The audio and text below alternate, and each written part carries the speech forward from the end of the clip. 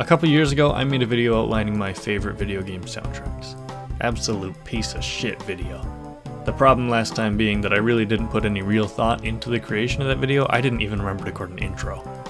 I just grabbed some soundtracks I bought and put the things I'd been listening to at the time along that list. I'm not saying I was wrong about all my choices, but maybe I was wrong about the order, and honestly the fact of the matter is that this list is less stable than my top 100 games list.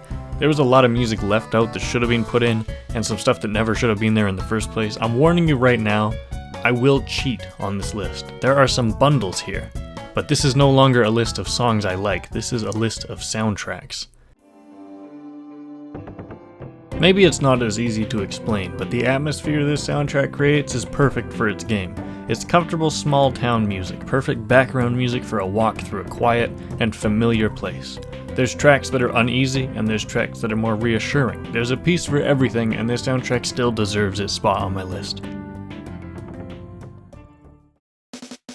This might be a weird one, but there's more to this music than simply being iconic. It's fun, it's creative, it's jazzy, and it's the perfect music for a game as colorful and surreal as Katamari. And it has Lonely Rolling Star on it.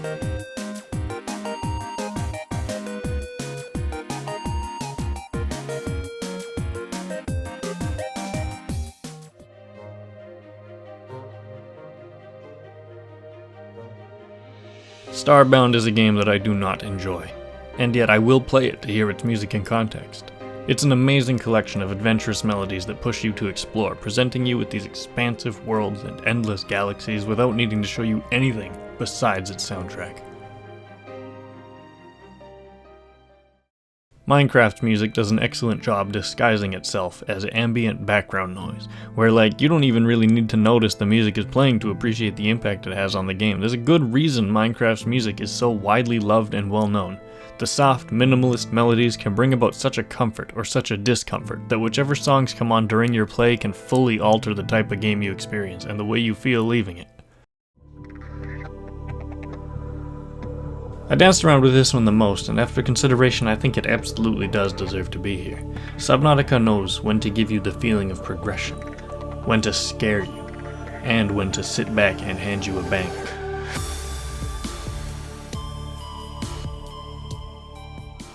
But for the most part, Subnautica's music inspires fear. The open ocean is a scary place, and here it's backed by these droning, haunting melodies that echo into forever and refuse to let you forget that just because you can't see the things in the darkness doesn't mean they can't see you.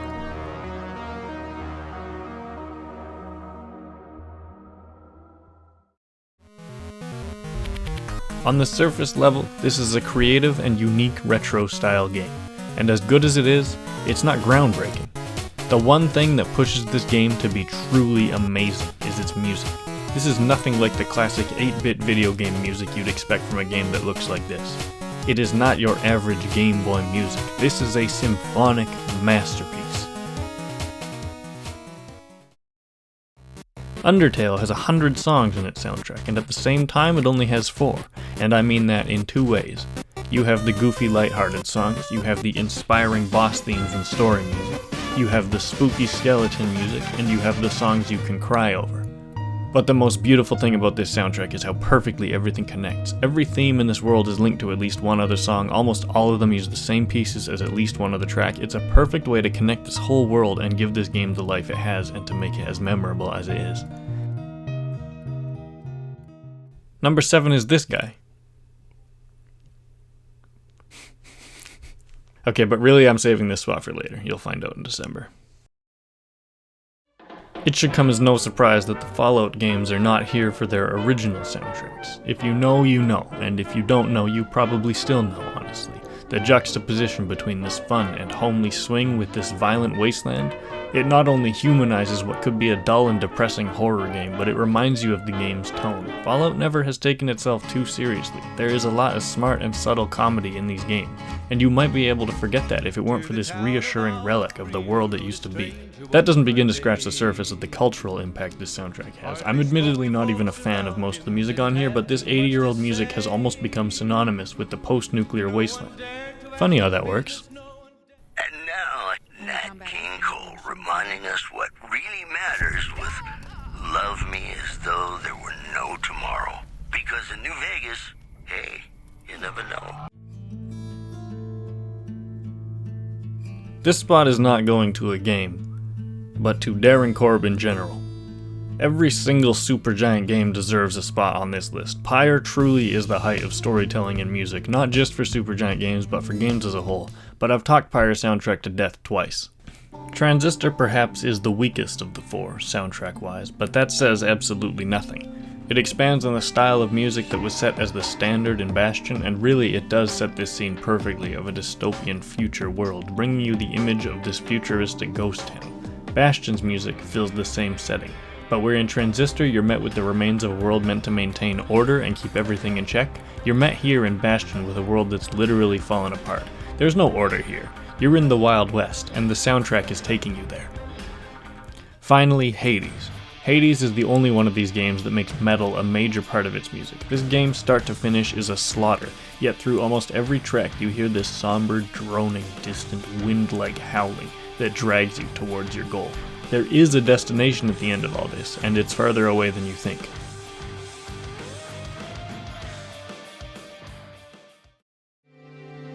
I don't think it's entirely fair to talk about iconic music without including the Legend of Zelda series. There are 35 years of music to look at here, and throughout that whole time they've been pretty consistent. It'll be hard to pick specific examples from a series that's been around a decade longer than I have and still going strong with amazing soundtracks every time. The world building though this music accomplishes, oh my god, it's absolute perfection.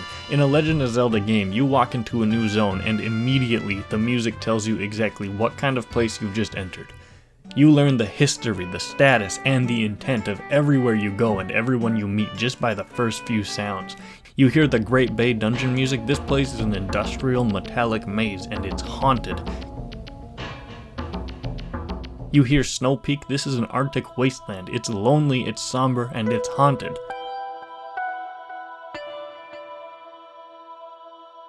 You hear the music inside the Great Deku Tree. This place is ancient, it's sacred, it's dying, and it's haunted.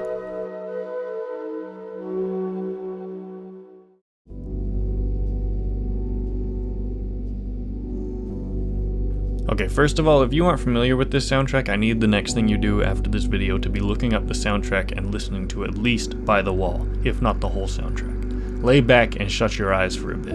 Machinarium is potentially the most overlooked game I have ever mentioned here, and yet its soundtrack is one of the best I've ever heard at transporting you into its world.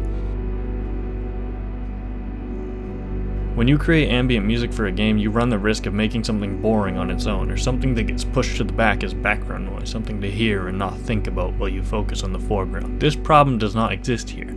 Every single note of this soundtrack is intentional and makes this image of this universe just a little more clear.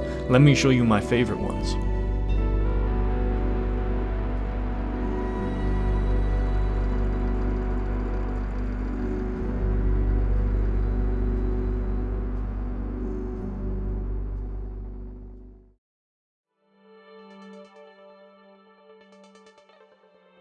Celeste's soundtrack is probably one of the easiest ones here to call a proper masterpiece of storytelling through music. Making music for a game, you need it to help tell your story over the course of its soundtrack, but what if someone were to go crazy with it and tell a story in every single piece? That's what happens in Celeste. It's not about setting the stage anymore, it's about telling the whole story through the music. From the beginning to the end, every piece of this soundtrack plays its own narrative. Whether it's an expansive and floaty dream turning into a desperate anxiety-fueled nightmare in Resurrections, if it's the reassuring and inspiring buildup of confidence being shattered as the uncertainty begins to creep up on you in Starjump, or if it's a sad, pained, and exhausted melody that rebuilds itself over the course of its runtime and picks you back up to keep moving in Reflection, Celeste music more than deserves to be remembered as a perfect soundtrack.